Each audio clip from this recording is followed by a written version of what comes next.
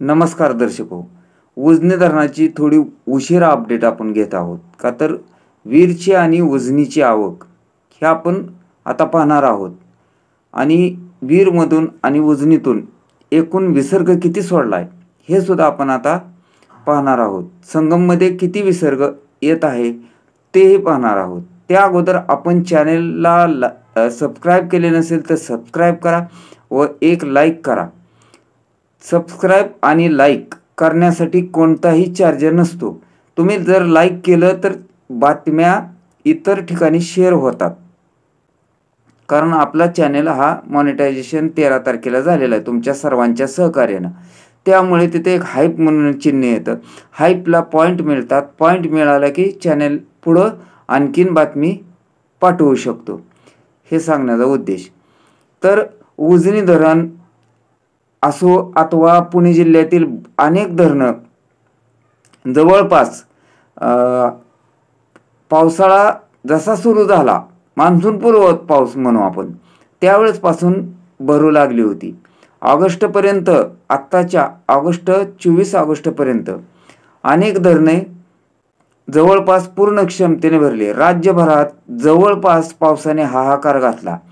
हाहाकार घालून पाणीसाठा हा राज्यातील एकूण हा अतिशय समाधानकारक झाला. उजनी धरण 105% घरात आणि वीर धरण मात्र आज 100% पूर्ण क्षमतेने भरले असले कारणाने नीरा नदी पात्रात जो विसर्ग कमी केलेला होता तो पुन्हा वाढवण्यात आलेला आहे. आणि उजनीतून किती विसर्ग आहे, उजनीची आवक किती आहे आपण ती पाहूया. काल दुपारी 12:30 वाजता भीमा नदीचा विसर्ग वाढवला होता, तो 35,000 केला. पुन्हा काल 5 वाजता तो 45,000 केला. असं वाटू लागलं होतं की उजनी धरणातून आता भीमा नदी पात्रामध्ये अधिक विसर्ग होतोय की काय, परंतु सकाळी आज पहाटे 4 वाजल्यापासून तो विसर्ग कमी केला. तो कमी करत 15,000वर आणला. तर सकाळच्या अपडेटनुसार दौंडमधून येणारी आवक ही उजनीमध्ये 19,622 क्युसेक्स होती, तर ती आता 18,998 म्हणजेच 19,000 जवळपास आहे. तर वीरची आवक काल सायंकाळी 5:30 वाजता 6,622 क्युसेक्सने येत होती, परंतु आज मात्र वीर धरण हे पूर्ण क्षमतेने भरले असले कारणाने उजनी वीर धरणातून नीरा नदी पात्रामध्ये मोठा विसर्ग सोडायला सुरुवात केलेली आहे. नुकताच एक 5 ते 6 तासापूर्वी आपणही कुठेतरी पाहिलंच असेल की हवामान खात्याने इशारा दिलेला आहे की सातारा, कोकण व पुणे परिसरातील जे घाटमाथे आहेत, घाटमाथ्यावर जर पाऊस होण्याची ठराविक ठिकाणी येत्या 2 दिवसात मुसळधार पाऊस होण्याची शक्यता आहे. असं जर झालं तर कदाचित वरून येणारा विसर्ग वाढू शकतो, हे आपण समजूया. तर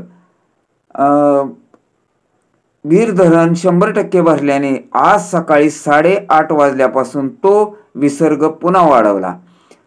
15,961 करण्यात आलेला आहे वीर धरणातून येणारा विसर्ग, म्हणजे साधारण 10,000च्या आसपास तो आज विसर्ग वाढवला आहे.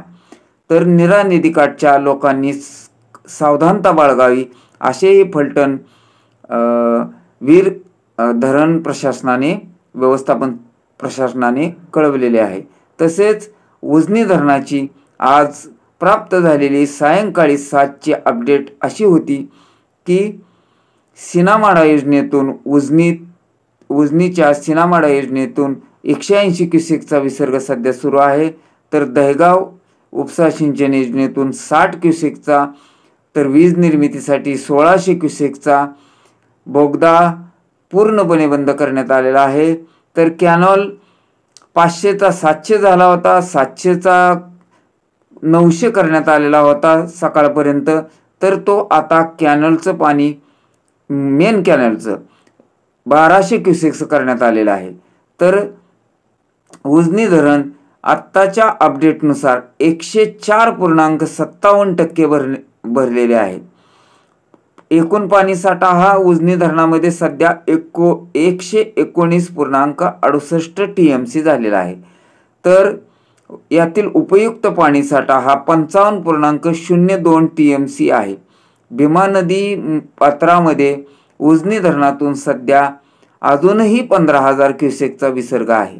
म्हणजे 15,000 हा आणि वीज निर्मितीसाठी सोडण्यात येत असलेला 1600 क्युसेक्स असा मिळून 16,600 क्युसेक्स व वीर धरणातून येत असलेला 15,961 म्हणजे 16,000 आपण समजूया. हा 16,000 आणि हा 16,000 32,600 क्युसेक्स हा विसर्ग संगम येथे एकत्र येऊन पुढे येऊ शकतो. तरी नदीकाठच्या नागरिकांनी अधिक सावधानता बाळगावी. अशाच प्रकारच्या पुढील व ताज्या महत्त्वपूर्ण अपडेटसाठी आपण चॅनलला सबस्क्राईब करा. यापुढेही आपण उजनी धरणाच्याच नव्हे तर शेतीविषयक, हवामानाचे अंदाज, सर्व प्रकारच्या अपडेट आपण घेत राहणार आहोत. त्यामुळे चॅनलला नवीन असाल तर निश्चितच सबस्क्राईब करा आणि तुमच्या एक लाईकनं पुन्हा बातमी करण्यासाठी एक विशिष्ट प्रोत्साहन मिळत असते, हेही समजून घ्या.